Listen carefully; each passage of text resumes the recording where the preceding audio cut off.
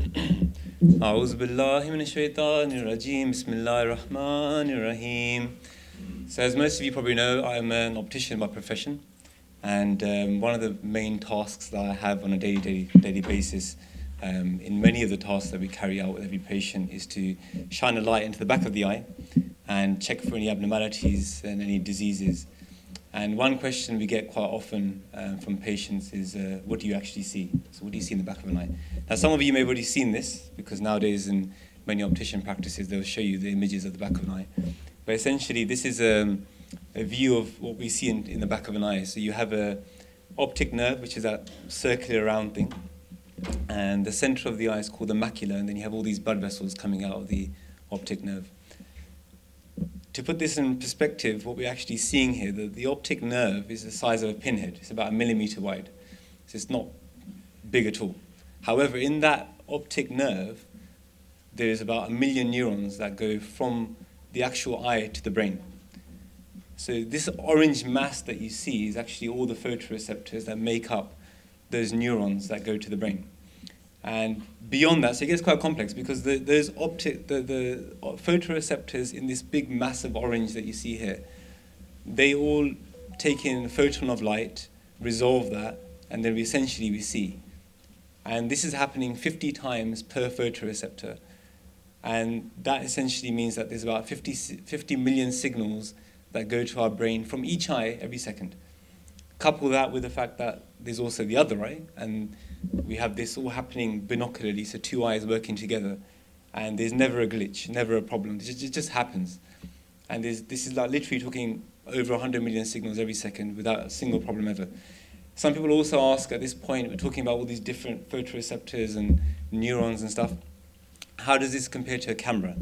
So we're quite well versed with these sort of megapixels. For example, I have a camera which is 8 megapixel. It's not really a lot, but you get some people that have like 15, 20 megapixel cameras. So then if you go to the top end, you'll get an SLR camera, which is sort of 50 megapixel. So the human eye works at around 580 megapixels, so well advanced, well above the limits of what we see as being super sharp. The human eye is made up of over 2 million parts. I mean, I don't have the time to go through that. It would make this whole, session a lot easier for me just to start naming parts, but there's a lot more to go through. But if you could think about, there's a lens inside the eye. There's muscles that pull that lens, allow us to focus. There's the iris inside the eye that allows different light levels to come through into the eye. There's fluid from the back to the front of the eye. There's the tear film. The list is endless. It goes on and on. And going back to those photoreceptors that we mentioned earlier, all those 50 million photoreceptors, so they're basically defining and allowing us to see color, different amounts of color. And growing up as children, we are told about, red, orange, yellow, green, blue, indigo, violet, but it goes on, because we can actually resolve a lot more. We can actually resolve up to, or over 10 million shades of color. If you take, for example, a random color like green, there's different shades of green on the carpet here, there's different greens and vegetables and whatever else have you, and so the different seasons and plants. So the ability of the human eye is quite incredible, to say the least. I just thought it'd be quite interesting to show, it's just a fact again, I'm just trying to show the complexity of the eye. So looking up into the night sky, we see millions of stars, and these stars are millions and millions and millions of miles away. And just an interesting fact I thought I'd share with you, there's a star by the name of V762, which basically is approximately 16,000 light years away from us. To put that in perspective, that's about 96,000 trillion miles away. So it's very hard to try to just basically get 96 and then add 27 zeros miles away. And next time we look up into the night sky, maybe we can think that there's a light that's coming from over 16,000 years away. So that's how long that light's taken to get to our eyes. And it's quite fascinating, the more you take time to contemplate how the eye works, how we resolve these images. And I think nothing but alhamdulillah comes to mind. So much so is this complexity, unfathomable, that even great old Charles Darwin had to concede to the fact that it's quite absurd that this just naturally occurred. There must have been much more to it. But having said all of this, if I was to then turn around and say that, in summary, we don't see much, that would sound absurd as well, right? But we actually don't. So at the top there is what we call the electromagnetic spectrum. So that's basically all the wavelengths of light that exist. So you're looking at sort of gamma rays, infrared rays, ultraviolet rays, cosmic rays.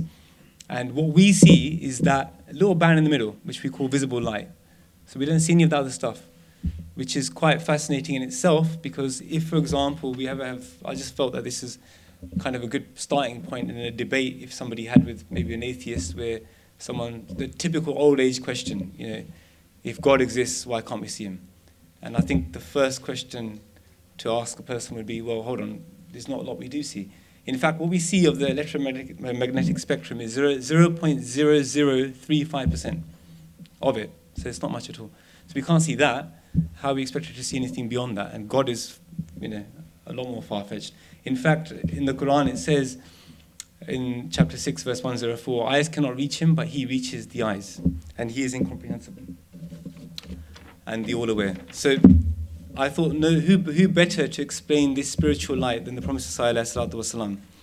And I urge you to listen to these wonderful words of the Prophet ﷺ, who describes this philosophy of this spiritual light. And he says, one must have absolute conviction that light is granted to man from heaven through the sun, who is the Imam of the age. One who thinks that he can manage without that source of light is deluded.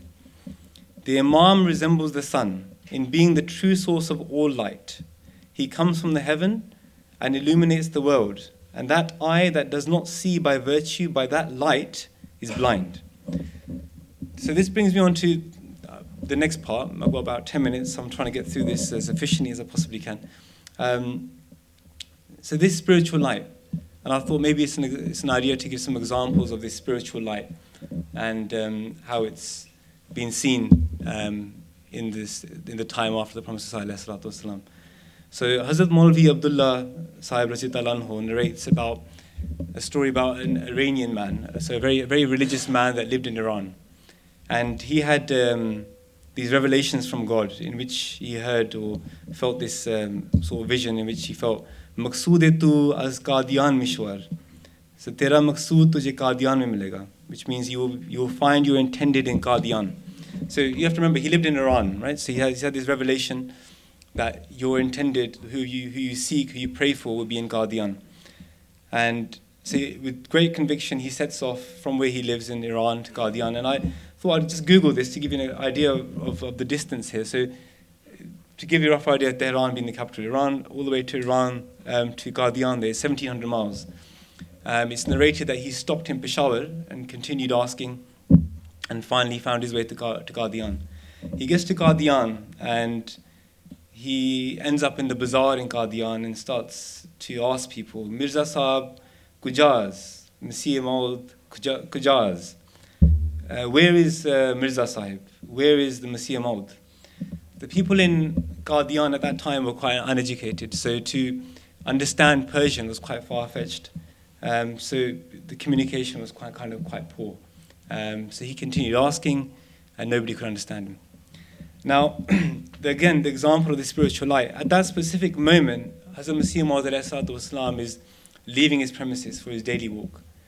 And as he leaves, he has a revelation that you are leaving for a walk, yet there is somebody that seeks for you in the bazaar. So immediately he turns around and walks towards the bazaar. And he sees this Iranian man in the biggest square in the bazaar. And upon seeing the man from Iran, the man realizes that this is the Masih Maud as well, and he comes running towards him. And he's full of emotion, and he's narrated that his eyes welled up with tears. And he ran up to the Hazrat Masih Maud and grabbed hold of him and just embraced him. And it's narrated also that Hazrat Masih Maud, his eyes welled up as well. When his emotions finally calmed down, he controlled himself. He narrated the whole story of his long, arduous journey, the revelations that he'd had. And it's narrated that the Sahabi that were there with the Hazrat Masih Maud at the time, so that just seeing this whole story, this situation, basically helped us to, well, it re-enlightened our faith. And this is an example of that light. A Sahabi who had a disease of the tongue, he had an issue with speaking because of the disease in his mouth. He was mute. He had gone all over the place to find treatment and to no avail. And he decided that the best thing to do is let me write a letter, as we do in today's time, to Khalifatul Masih. Let me write a letter to Hazrat Masih Maud. So he writes a letter to Hazrat Masih Maud, and he thinks to himself, what I want to do is actually give this letter by hand to Hazrat Masih Maud. So he waits till after namaz. The namaz finishes, and he quickly gets up, gives his letter to Hazrat Masih Maud. And Hazrat Masih Maud, it's narrated that he skim-read this letter, and after reading it, he gave it back to the Sahabi and said, you read it. And the man says that I was very perplexed because, I've quite evidently said I can't read in this letter. And I've again tried to give it back to him, but also use my hands to gesture that I can't speak. And again, Hazrat Masih Maud passes his letter back to him. And this happened a couple of times until he felt compelled that he must just show at least that I can't read it, just show Hazrat Masih Maud my situation. So he says that I pick up this letter and I started to read it, and I could read absolutely fine. And he ended up reading the whole letter. And this again is the example of this spiritual light from Hazrat Masih Maud alayhi salatu wasalam. And another incident, it's narrated that Hazrat Sheikh Ghulam Sahib, he was actually a Hindu that converted to an Ahmadi. And he speaks about sitting in a congregation listening to a speech of Hazrat Masih Maud alayhi salatu wasalam. And he says that, and I think we all do this, that he says that the mind wandered. And he goes, I started thinking randomly, and I'm sure these people sitting here right now maybe thinking about something else other than what we're talking about here, but it happens to us all. And he says that his mind began to wander, and in wandering he thought to himself, my name is Ghulam Ahmad. His name was Hazrat Sheikh Ghulam Ahmad Sahib Wise. He goes, my name is Ghulam Ahmad, and his name is Ghulam Ahmad. And he gets these, kashaf and these ilhams, these visions and these revelations, and I don't get anything like that. Not in an envious way, but I just randomly started thinking.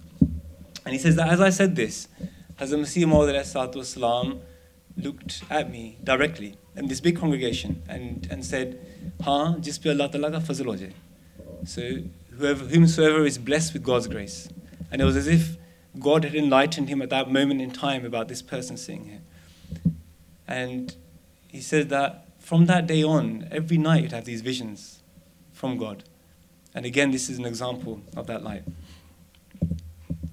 It's narrated that Hazrat Mian Muhammad Sadiq Sahib, Sikhwan wale, he had this issue with the eyes, watery eyes. And if somebody was to ask me, I see this day in, day out, and it can be a big irritation. But people don't have a cure whatsoever. Just watery eyes, what do we do? And there's drops and all sorts we give them, and even that doesn't sort anything out, even in today's time. And imagine back then. And he'd heard that the Prophet ﷺ had this revelation in which, as we all obviously know, kings will seek blessings from thy garments.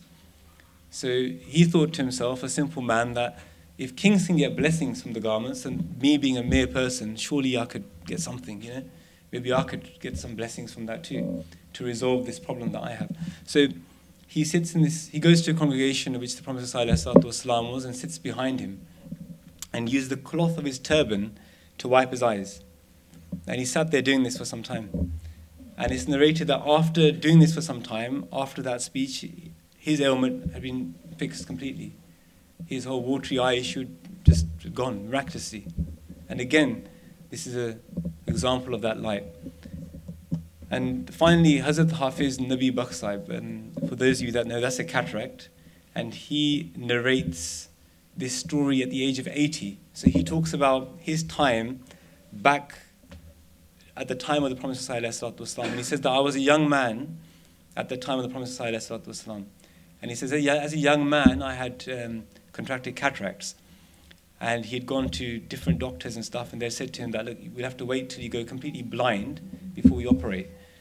And just a side note here, I think that in today's time and world, cataracts are something which are very simple procedure. Have it done, you can see perfectly fine afterwards. But back then it was a high-risk problem that some people would end up with blindness. And if any of you have ever seen pictures of black and white pictures with people with very thick glasses, it's because they've had cataracts done, and then they give them very thick glasses to replace that lens, as differently as it is today. So yeah, it was very, very different concept, very different concept. So he was very worried, and rightfully so. He went to the Prophet ﷺ and told him of his situation. And then the Prophet ﷺ used some moisture from his lips and rubbed it over his eyes. And he said that my problem had just disappeared. He narrates that, so he's narrating this story at the age of 80, right? And he's telling about a time many decades before. And he says that I'm now 80 years old and I still don't have cataracts. And in fact, I've never even had any eye problems from that point onwards, ever. And again, this is an example of that light. Finally, I'd like to just say that I think we'd be mistaken to think that this was just something that was fortunate for the time of the Prophet ﷺ. The spiritual light can be brought down or transcended upon us in many different ways. But the Prophet ﷺ has clearly set out a distinction that makes us different to essentially the rest of the mankind. He talks about us obviously as the akhareen, the people of the latter times, and his concept of our distinction, of our difference, is no better put than in his own words, where he says, "Aur wo farak ye hai ki tumko ek noor diya jayega." The distinction is that you will be given that spiritual light. Jis noor ke saath tum apne raahon pe chaloge. You will travel your path with that light. Yani wo noor tumhare tamam kawal or amal or hawas mein aa jayega. That light will enter your words, your actions and your senses. Tumhari akal mein bhi noor hoga. There will be light in your wisdom. Tumhari akal ki baat mein bhi noor hoga. Even if you make a blind guess, there will be light in it. Tumhari aankhon aur kaanon aur zubanon aur bayanon mein aur tumhari har ek harkat aur sukunat mein bhi noor hoga. Your eyes, ears, language, expression, every movement of pores of yours will be filled with light. Aur jin raahon pe tum chaloge, wo nurani ho jayengi. And the path that you tread upon will become full of light. May we be blessed by walking on the path of this light, and may we be the recipients of God's eternal light. Jazakallah.